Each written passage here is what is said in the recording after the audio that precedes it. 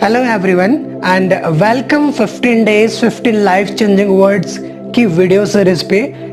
This is our first day in which we are going to deal with the challenge. कहते हैं ना, life में अगर आपके चैलेंज नहीं है, चुनौती नहीं है, तो वो निरस हो जाएगा। और जब तक चैलेंज और चुनौतियां हैं तब तक आप समझिए आप भी जिंदा हैं। ये जितना ज़्यादा प्रॉब्लम्स आपके पास आते जाएंगे, आप उनको सॉल्व करने के लिए उसी वे से उसको लपकते जाएंगे, अपने आप को मॉडिफाई करते जाएंगे।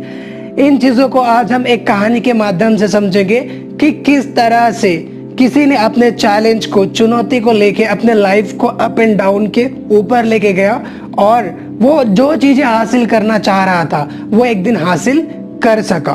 उनसे पहले मैं चैलेंज के बारे में थोड़ी सी एक वर्ड के बारे में हम लोग डेफिनेशंस को देखेंगे, उसका ओरिजिन को देखेंगे कि कहाँ से आया हुआ है, उनका मतलब क्या होता है। क्योंकि जैसे हम किसी प्रॉब्लम्स की या किसी वर्ड्स की रूट में जाके चेक करते हैं कि वो आखिर ओरिजिन कहाँ से हुआ है, तब जाके हमको वो चीज़ बहुत फैमिलियर लगता है। So first of all Latin words में कैलिमिनरी ये एक वर्ड हुआ करता था लैटिन पे। ये एक लैटिन वर्ड से लिया गया है चैलेंज को, जिनका अर्थ होता है चुनौती। देन ओल्ड फ्रेंच में challenge, now we know that challenge. तो चैलेंज का ये एक तरह सा जो पीढ़ीनुमा बोल सकते step by step word definition ये था।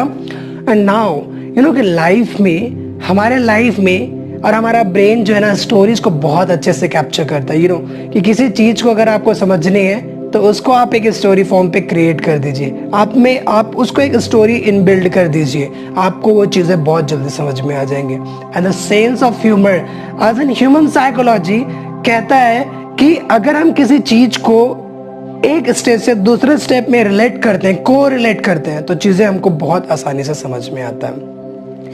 ये बात दो घोड़ों की है, जिसमें एक घोड़े का नाम था राजा और एक का नाम था बादल। बादल राजा का बेटा हुआ करता था और राजा बाधा दौड़ घुड़सवारी पे हर साल अव्वल नंबर पे होता था और अपने मालिक को करोड़ों का फायदा पहुंचाता था। इसलिए उनका स्पेशल देख रेख किया जाता था। और साथ ही साथ राजा एक ऐसा घोड़ा था जो कभी अपने जीवन काल पे, जब से उन्होंने बाधा दौड़ शुरुआत किए थे, तब से एक बार भी किसी भी तरह का चैंपियनशिप नहीं आ रहा था। तो बादल उन्हीं का बेटा था, वो उनको बचपन से देखते जा रहा था और वो लगभग 1 साल का था। एक दिन क्या हुआ कि बादल के दिमाग में आया कि मैं भी क्यों ना बाधा दौड़ पे पार्टिसिपेट करूं। वो उसी ट्रैक पे गया जिस ट्रैक पे उनके पिताजी बाधा दौड़ को क्रॉस किया करते थे, और उन्होंने उनको क्रॉस करने की कोशिश की, वहां से जंप किया। जैसे ही उन्होंने वहां से जंप किया, वो मुंह के बल गिर पड़ा और एक जगह फिर जाके शांत बैठ गया। उनके पिताजी वहां से जा रहे थे, राजा जो राजा घोड़ा था, जाते हुए देखा कि उनका बेटा मायूस वहां पे बैठा हुआ है। उन्होंने पूछा, बेटा क्या हुआ? बादल बोला कि पिताजी, जिस ट्रैक से आप कूदते हैं उसी से मैंने आज कूदने की प्रयास किए, मैं मुंह के बल गिर पड़ा। तो ये चीजें बहुत ही सीरियस लगा राजा को।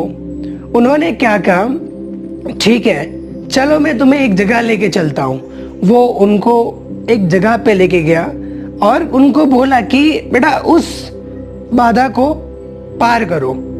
राजा का बेटा बादल देखा और हंसते हुए बोला, पिताजी वो तो जमीन पे रखा हुआ एक लकड़ी है, उसको तो मैं आसानी से जाके कूद सकता हूँ। उन्होंने बोला कि ठीक है, अगर आप कूद सकते हैं तो कूदिए। तो वो वहां गया, एक बार कूद लिया, फिर दोबारा कूद लिया।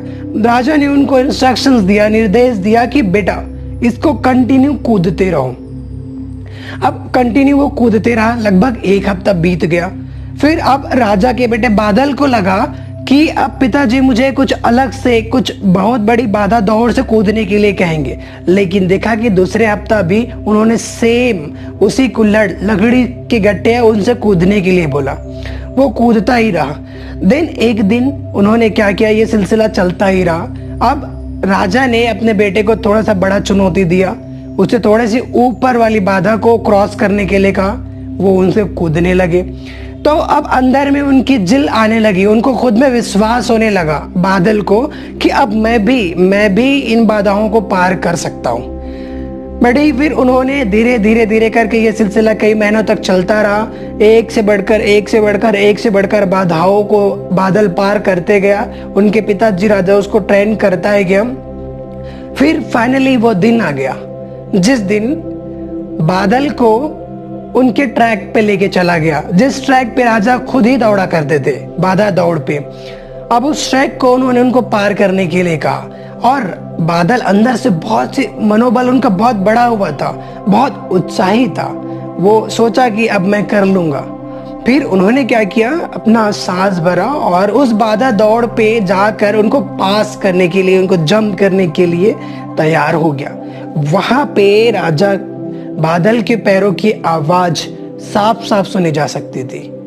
1 2 3 jump, 1 2 3 jump. In the sense अब वो बहुत फास्ट तरीके से जाने लगा और जाके जंप कर दिया।